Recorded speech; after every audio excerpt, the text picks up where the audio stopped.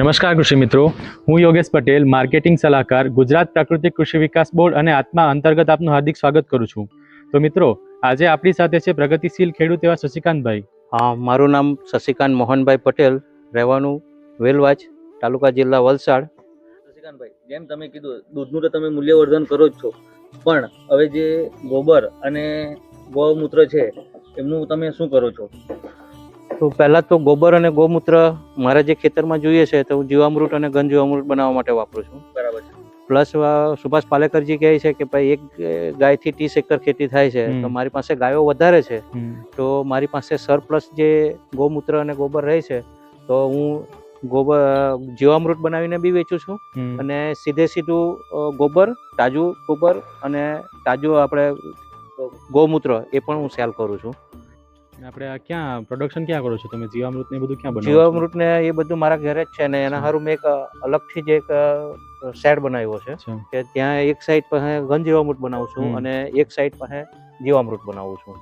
બે અલગ અલગ જગ્યાએ એને સેપરેટ જગ્યા જ રાખી. તો શશિકાંતભાઈ, આપણે ખેડૂતો માટે એક ડેમો થઈ જાય ત્યાં? હા, ચોક્કસ કરી દઈએ, વાંધો નહીં. ચલો. મારી પાસે અત્યારે 15 ડ્રમો છે ટોટલ જીવામૃત બનાવવા માટે. બરાબર. ને એમાંથી થોડાક ડ્રમો મેં મારા ખેતર પાસે ઓનલાઈન ત્યાંથી ત્યાં જ બનાવું, એટલે મારે ખેતર માટે ટ્રાન્સપોર્ટેશન નહીં કરવું પડે. બરાબર. આ મારે કલમને એના માટે નજીકના માટે અહીંયા રાખું છું ને વેચાણ માટે અહીંયા રાખું છું. બરાબર. એટલે આ મારું જીવામૃતના બધા બેરલો પડ્યા છે અહીંયા, બધા ડ્રમ, આ બધા ડ્રમોમાં.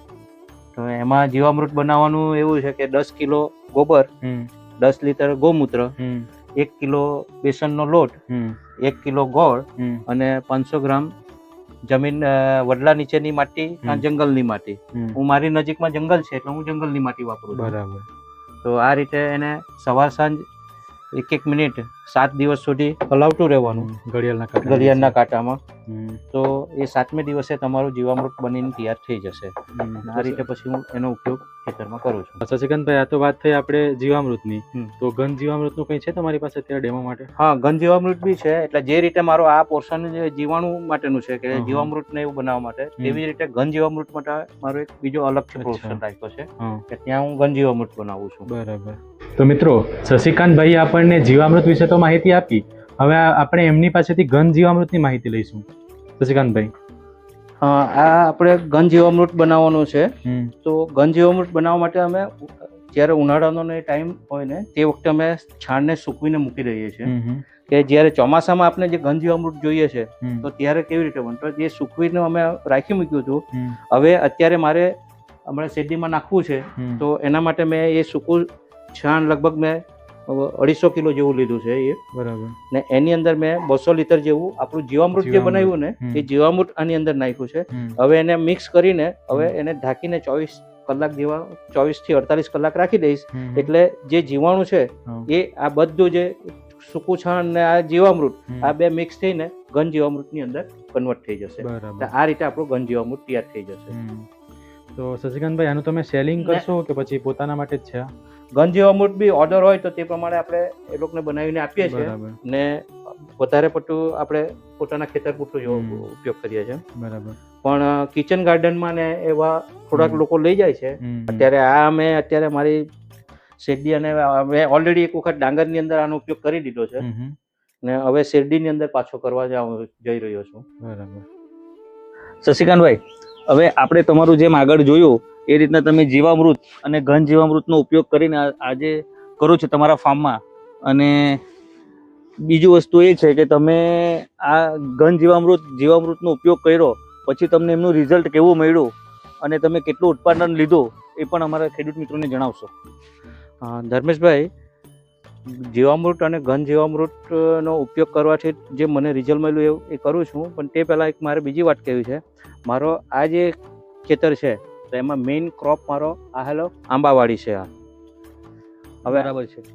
આપણે છેલ્લા ઘણા વર્ષથી આંબાવાડી લોકોને ફેલ જાય છે, પણ આપણે પ્રાકૃતિક ખેતીમાં જે મિશ્ર પદ્ધતિ પ્રમાણેનો જે છે આયામ છે તો એ હિસાબે આપણે આ આંબાવાડી છે એની અંદર મેં આ હળદર રોપી છે.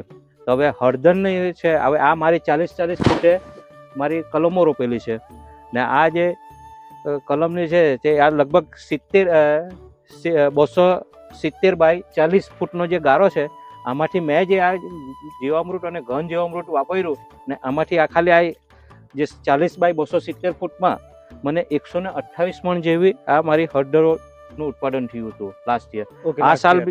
આ સાલ બી તમે જોવું હોય તો તમે અત્યારે નજીકમાં તમે આવો તો તમને સારી રીતે એવું મળે કે કેટલું બેહાણ છે આમાં. તમારે આ એક એક છોડ પાસે જે આ બેહાણ છે, આ એક જડિયું જો હમણાં અહીં ખોડીશું ને તો લગભગ 2.5 થી 3 કિલો જેવી આની અંદર હળદરો નીકળે છે. આ હવે મારા ખેડૂત મિત્રોને એ જણાવવું છે કે આ જે છે એ હળદર જે છે તમે હમણાં નોરતાની આજુબાજુ કાઢો તો અત્યારે હમણાં પ્રેઝન્ટ આજની તારીખનો ભાવ એનો 3000 થી 3200 રૂપિયા છે. બરાબર. એટલે કે લગભગ 160 રૂપિયા કિલો જેવી આ હળદરો હમણાં વેચાય છે. હવે આમાંથી જો મારે આ જે છે 1 એકર જેવી જગ્યામાં મેં હળદર રોપી છે તો આ સાલ મારી લગભગ 400 મણની આજુબાજુ હળદર નીકળે એવું છે. બરાબર. તો 400 મણમાં તમે 160 રૂપિયા કિલો તો ન પકડો તમે, પણ 80 રૂપિયા બી કિલો પકડો ને તમે તો બી તમારે આ લગભગ 4 થી 5 લાખ રૂપિયાની 1 એકરની અંદર તમારું આ ઉત્પાદન થશે. અને આ જે ઉત્પાદન થશે તો તમારે કલમ કદાચ ફેલ ગયો તો બી ખેડૂતને આ સર્વાઈવ થવા માટે બહુ સારામાં સારું આ ટોટલ લોસ નહીં જશે. ટોટલ લોસ નહીં જશે આની અંદર. તો આ એક વસ્તુ ખેડૂત માટે બહુ સારું છે કે ને બીજું આમાં મોટો એડવાન્ટેજ જે છે ને તમે આમાં જોવો તો આમાં ડુક્કર નથી આવતા. એટલે બધાને કહે કે કલમમાં અમે ખાતર ને એવું નાખીએ છીએ તો ડુક્કરો આવે છે ને ડુક્કર એ કરી જાય છે. તો આની અંદર આપણે આ હળદર રોપવાથી ડુક્કર આની અંદર આવતા નથી. એટલે આપણે એક સોલ્યુશન વગર પૈસાનું સોલ્યુશન આપણે ડુક્કર માટેનું આ એક મળી જાય છે. બરાબર.